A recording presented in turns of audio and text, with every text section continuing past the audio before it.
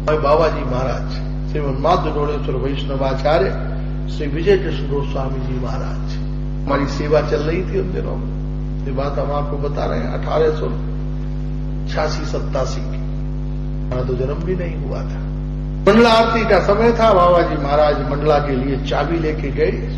4:30 बजे मंडला आरती होती थी। ताला खोला, ताला खोल के वो चांदी का दरवाजा राधा रमण जी का खोला। उस दरवाजे के अंदर एक पर्दा और लगा रहता है। चांदी का दरवाजा खोलते हैं, दरवाजा खोलने के बाद जब वो पर्दा खोलते हैं तो पर्दा खोलने से पहले ताली बजा के तब पर्दा खोलते हैं।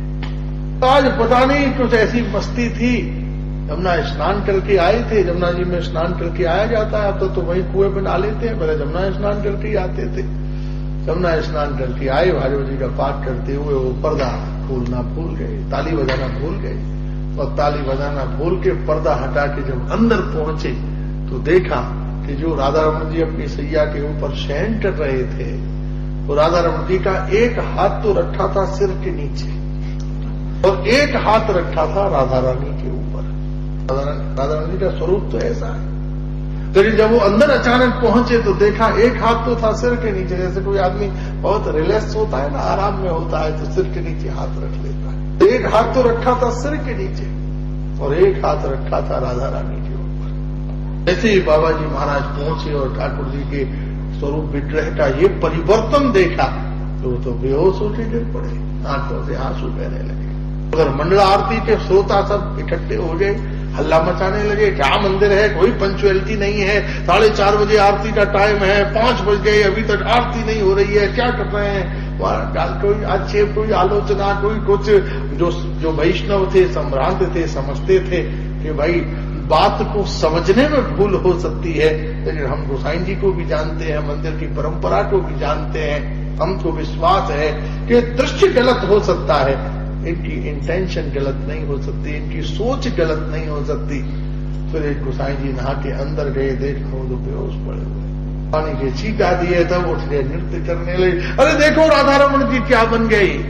उठकर देखा तो राधा रमण जी तो वही बन गई जो बन गई थे। ठाकुर जी ने बिना ताली बजाए देख ली तुमने मेरी लीला, ताली बजा के आया करो।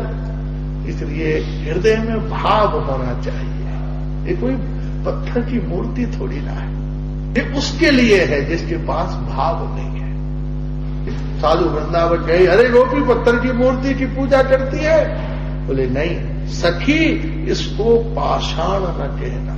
ये पाषाण नहीं है, ये पाषाण तब था जब जयपुर के बाजार में रखा हुआ था। सखी, इसको पाषाण न कहना, मैंने अपने प्राण दिए हैं, अब इसको निष्प्राण न कहना।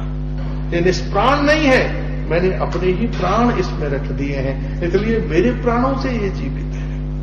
इसलिए महाप्रभु का जो चिन्मय आनंद है, स्वरूप है, उसकी प्रतीति हो।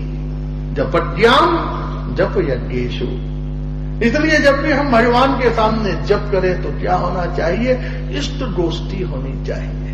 इष्ट गोष्ठी, जब भी आप जप करने बैठो, नेत्र बंद करते ही क्या हो, जो आपकी इष्ट मूर्ति है उसका प्राकट्य हो। भगवान के ये चरण, भगवान की ये कटी, भगवान का वक्षस्थल, भगवान का मुखारविंद, और मुखारविंद में ये नेत्र, ये नासिका, ये कपोल, ये अधर, ये दंत, ये कान, ये कोमल भुजाएं, ऐसा चिंतन करते हुए ठाकुर की छवि जब निर्मित हो जाए तब उसका दर्शन करते हुए आप जप कीजिए। और थोड़ी देर देखेंगे कि वह स्वरूप नृत्य करेगा।